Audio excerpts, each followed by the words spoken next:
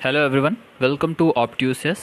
आज के इस वीडियो में हम कुछ यूनिवर्सिटीज़ की रजिस्ट्रेशन की डेट जो कि CUET PJ के थ्रू अपना एडमिशन लेने वाले हैं, क्या उनकी रजिस्ट्रेशन फ़ीस रहेगी और क्या उनकी लास्ट डेट है, ये जानेंगे। जैसा कि आप सभी लोग जानते हैं, ये हम पिछले कई वीडियोस से करते आए हैं, जहां पे हम आपको तमाम यूनिवर्सिटीज़ की डिटेल देते हैं। अगर आपने अभी तक वीडियोस को नहीं देखा है तो आप चैनल में वीडियोस में जाकर पीछे के वीडियोस को देख सकते हैं, जहां पे बहुत सारी यूनिवर्सिटीज़ की जानकारी आप तक पहुँचाई गई है।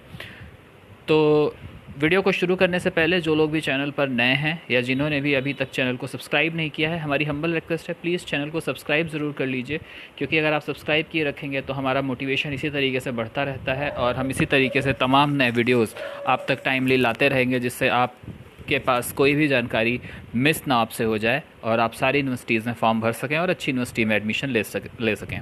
आई होप अभी तक आपने सब्सक्राइब कर दिया होगा। So let's start the video. तो हमारी आज की जो पहली यूनिवर्सिटी है वो है सेंट्रल यूनिवर्सिटी ऑफ कर्नाटक केंद्रीय विश्वविद्यालय। इसमें जो पीजी के लिए एडमिशन है वो शुरू होने वाला है, रजिस्ट्रेशन शुरू होने वाला है। ये सारे कोर्सेज़ जो आपकी स्क्रीन पर इस समय दिखाई दे रहे हैं, ये सारे कोर्सेज़ ऑफ़र किए जाते हैं, जो कि मैक्सिमम कोर्सेज़ CUET PG के थ्रू हैं।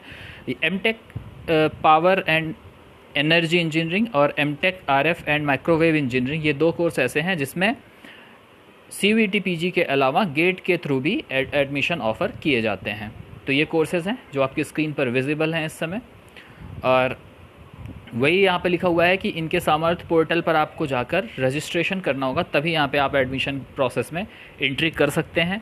तो इनकी ऑफिशियल वेबसाइट पे जाइए, पहले आप CUK सर्च करेंगे, वहाँ पे एडमिशन में जाएंगे और सामर्थ पोर्टल वहाँ से ओपन करके आप रजिस्टर कर सकते हैं। रजिस्ट्रेशन की जो फ़ीस है वो जनरल, OBC जो नॉन क्रीमी लेयर है और EWS के लिए 500 रुपीज़ है, और ये नॉन रिफंडेबल है।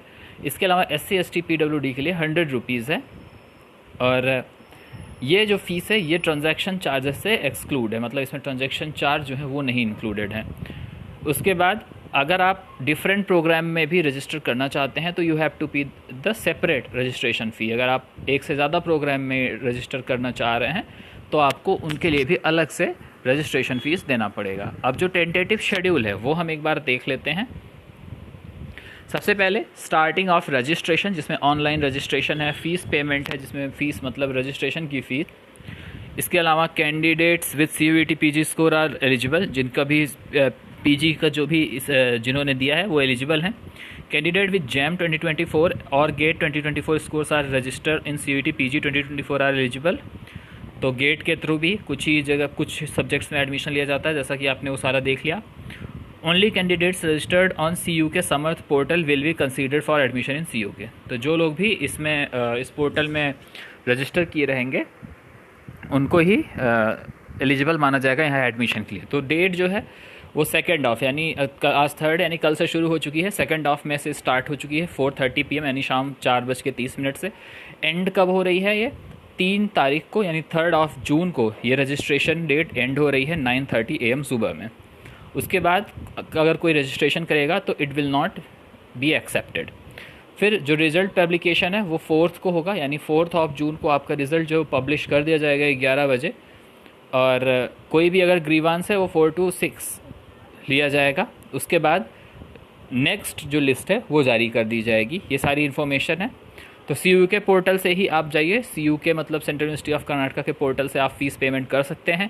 फ़ीस ऑनलाइन ही ली जाएगी, और ऑनलाइन फ़ीस लेने के बाद आपके पास जो रिसिप्ट आएगी वो इंपॉर्टेंट है। जब तक रिसिप्ट ना आए जान लीजिएगा आपका पेमेंट नहीं हुआ है, और अगर आप कोई डिले करते हैं you will be responsible for that.